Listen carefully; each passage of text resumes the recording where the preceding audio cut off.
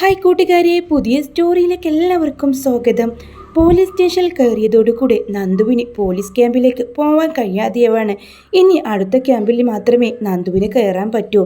അതിനിടയിൽ നന്ദു ഒരു ജോലിക്ക് ശ്രമിക്കുന്നുണ്ട്. തൽക്കാലം എവിടെയെങ്കിലും ഒരു ജോലി കിട്ടണം.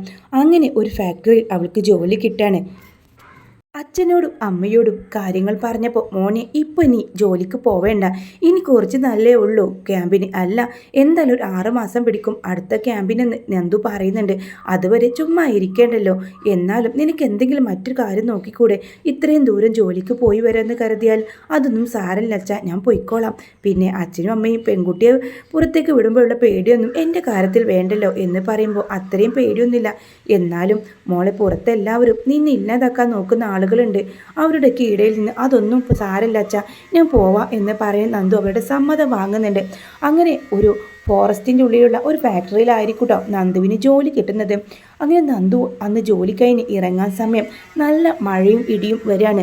സെക്യൂരിറ്റിക്കാരൻ അവളോട് വന്ന് ചോദിക്കുന്നത്, മോളെ ഇന്നിനി പോണോ, നല്ല മഴയുണ്ടല്ലോ എന്ന് പറയുമ്പോൾ പോവാതിരിക്കാൻ പറ്റില്ലെങ്കിലേ, ഇന്ന് പോയില്ലെങ്കിൽ അച്ഛനും അമ്മയും വിഷമിക്കും, എന്നാലും ഈ കാടിറങ്ങുമ്പോഴേക്കും മോള് ഇരുട്ടാവും, അപ്പോൾ വലിയ ബുദ്ധിമുട്ടായിരിക്കും, മോളിന്ന് ഇവിടുത്തെ ഓഫീസ് റൂമിൽ തങ്ങിക്കോ, അത് വേണ്ട എനിക്ക് പോയേ മതിയാവും എന്ന് പറയുന്നുണ്ട്. അങ്ങനെ നന്ദു പോവാൻ തുനിയുന്ന സമയത്ത് അവളുടെ സ്കൂട്ടി സ്റ്റാർട്ട് ആവുന്നില്ല കേട്ടോ. ഇത് കണ്ട് അവൾ സെക്യൂരിറ്റിക്കാരനെ നോക്കുന്നുണ്ടെങ്കിലും അയാൾ ഗേറ്റെല്ലാം അടച്ചു പോയി എന്നവൾക്ക് മനസ്സിലാവുകയാണ്. ഇനിയിപ്പോൾ എന്ത് ചെയ്യും, ആകെ പണിയായല്ലോ എന്ന് കരുതി നിൽക്കുകയാണ്. എത്രയ്ക്ക് നോക്കിയിട്ടും അത് സ്റ്റാർട്ടാവുന്നില്ല. ഫോൺ എടുത്ത് നോക്കിയെങ്കിലും റേഞ്ച് വളരെ കുറവാണ്. ഈ സമയം അവൾ വരുന്ന സമയം കാണാതാവുമ്പോൾ പുറത്തേക്ക് ഇറങ്ങുകയാണ് ഗോവിന്ദൻ. അപ്പോഴാണ് അനിയെ കാണുന്നത്. എവിടേക്കാങ്കിലേ, എന്താ ഇവിടെ? അത് പിന്നെ മോനെ, ഞാനൊരു കാര്യം പറയാം, നന്ദു ഒരു ജോലി കിട്ടി, ഒരു ഫാക്ടറിയിലായിരുന്നു ജോലി, പക്ഷേ സമയമായിട്ടും അവളെ കാണുന്നില്ല. അപ്പോൾ അന്വേഷിച്ചിറങ്ങിയതാണ്. എവിടെ ആ ഫാക്ടറി എന്ന് അറിയോ? ഡീറ്റെയിൽസ് കൊടുക്കുന്നുണ്ട്. അനി അവിടെയൊക്കെ നോക്കുന്നുണ്ട് കേട്ടോ. മോനെ നീ പോവേണ്ട, ഇതറിഞ്ഞാൽ വലിയ പ്രശ്നമാവും അനാമികക്ക്. നന്ദുവിന് എന്തെങ്കിലും അപകടം സംഭവിച്ചെങ്കിലെങ്കിൽ പറയാൻ പറ്റില്ല, ഞാൻ പോയി നോക്കിയിട്ട് വരാം, ഞാൻ വിവരം പറയാം എന്ന് പറഞ്ഞ് അനിയും പോകുന്നുണ്ട്. അങ്ങനെ ആ ഫാക്ടറിൻ്റെ അവിടെ എത്തിയപ്പോൾ നല്ല മഴയാണ് കേട്ടോ. വഴിയോരത്ത് ആ ഒരു ബൈക്ക് വെച്ചുകൊണ്ട് തന്നെ അനി നടക്കുന്നുണ്ട്. കുറച്ച് ദൂരം നടന്നപ്പോൾ ആ ഫാക്ടറി കാണാണ്. അപ്പോൾ നന്ദുവിൻ്റെ സ്കൂട്ടി അവിടെ കിടക്കുന്നത് കാണുന്നുണ്ട്. അപ്പോൾ അവൾ എവിടെയും പോയിട്ടില്ല, മഴ കാരണമായിരിക്കും വരാത്തത്. അങ്ങനെ അവിടേക്ക് നന്ദു എന്ന് വിളിച്ച് നോക്കുമ്പോൾ ഒരു ഭാഗത്തായിട്ട് നന്ദു ഉണ്ടാവും കേട്ടോ. ആഹാ, അനിയോ? അതെ, നിന്നെ കാണണില്ലെന്ന് പറഞ്ഞ് അങ്കിൾ എന്നെ പറഞ്ഞിരുന്നു, ഞാൻ വഴിയിൽ വെച്ച് അങ്കിളിനെ കണ്ടപ്പോൾ നിന്നെ അന്വേഷിച്ച് ഇറങ്ങിയിരുന്നു. അതെ, ആകെ ഇരുട്ടായല്ലോ അനി, ഇനിയിപ്പോൾ എന്ത് ചെയ്യും? ഞാൻ പോവാൻ വഴിയിലാണെങ്കിലോ ഭയങ്കര മഴയാണ്. അതെ, റോഡൊക്കെ ആകെ ബ്ലോക്ക് ആയിട്ടുണ്ട്, മരമൊക്കെ വീണിട്ട്. ഇനിയിപ്പോൾ എന്താ ചെയ്യുക? ഞാൻ അങ്കിളിനെ വിളിച്ച് പറയട്ടെ നീ സേഫാണെന്ന്.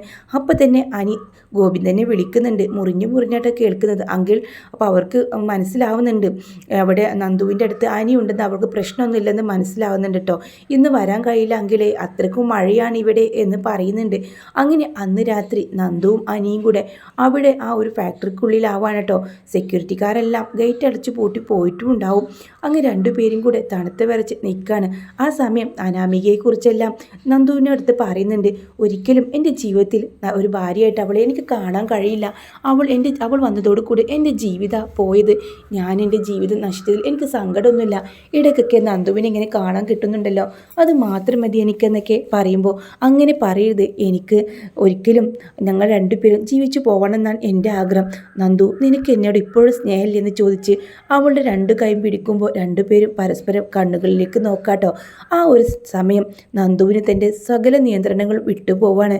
അനി അങ്ങ് കെട്ടിപ്പിടിച്ചവൾ പൊട്ടിക്കരിയാണ് കേട്ടോ. അങ്ങനെ അനി അവളെ ചേർത്ത് പിടിക്കുന്നുണ്ട്.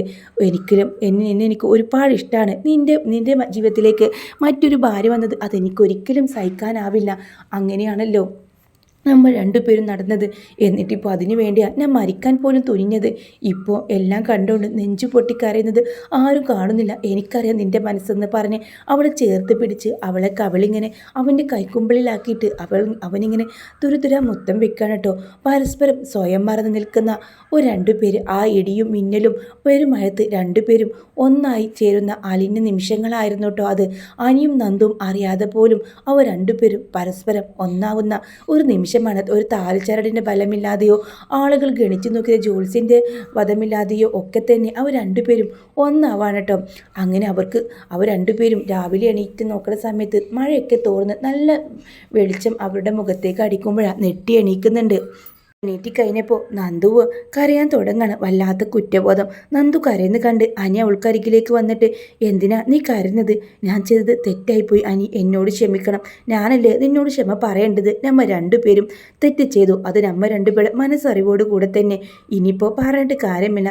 എനിക്ക് സന്തോഷമായിട്ടുള്ളൂ. എൻ്റെ ജീവിതത്തിൽ ഒരു പെണ്ണുണ്ടെങ്കിൽ അത് നീ മാത്രമായിരിക്കും. അനാമികയെ ഞാൻ ഒരിക്കലും എൻ്റെ ഭാര്യയായിട്ട് കാണില്ല. അവൾ എങ്ങനെയെങ്കിലും എൻ്റെ ജീവിതത്തിൽ ഞാൻ ഒഴിവാക്കും. അങ്ങനെയൊന്നും പറയല്ലേ ആനി. ഇതിപ്പോൾ എനിക്ക് വയ്യ. സാരമില്ല, ഇതൊന്നും ഞാൻ ആരോടും പറയാനും പോകുന്നില്ല. നീ ഇതൊന്ന് ക്ഷമിക്ക്. എനിക്കിത് മറക്കാൻ കഴിയുന്നില്ല.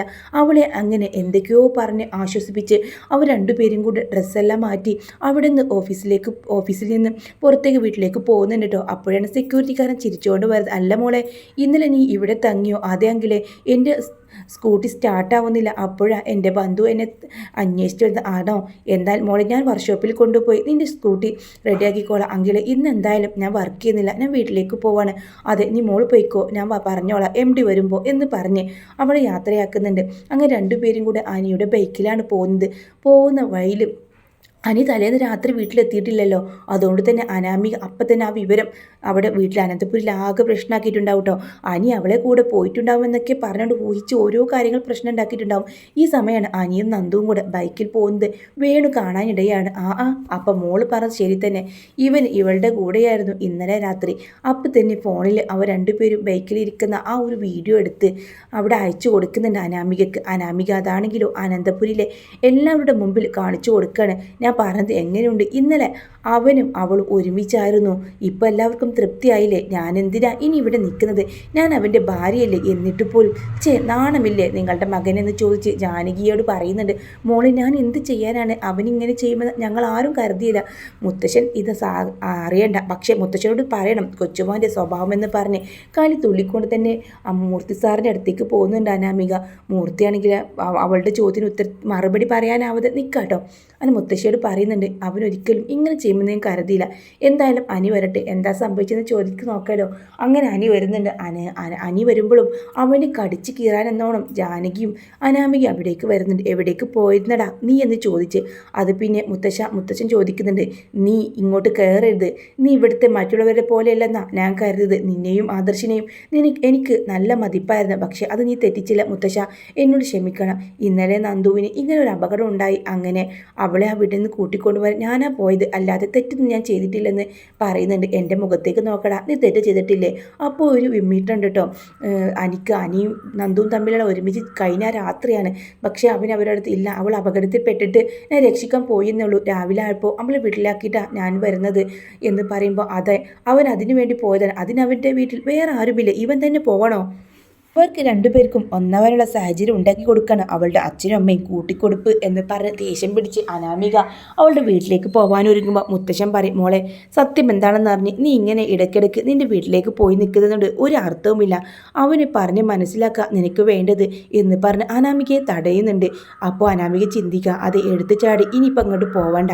പോയി കഴിഞ്ഞാലും ചിലപ്പോൾ അനി തന്നെ വിളിക്കാൻ വരില്ലായിരിക്കും. ഇവിടുന്ന് എന്തായാലും കുറച്ച് സ്വത്തും പണവും കൊണ്ട് എനിക്ക് ഇവിടുന്ന് പോകാൻ കഴിയുള്ളൂ, അല്ലാതെ വെറുതെ അങ്ങ് പോകാൻ കഴിയില്ലല്ലോ. അങ്ങനെ അനാമിക ഒരു വിധത്തിൽ അടങ്ങി അവിടെ നിൽക്കണം കേട്ടോ. അങ്ങനെ നന്ദുവിനെ ചോദ്യം ചെയ്യാണ് കനകം.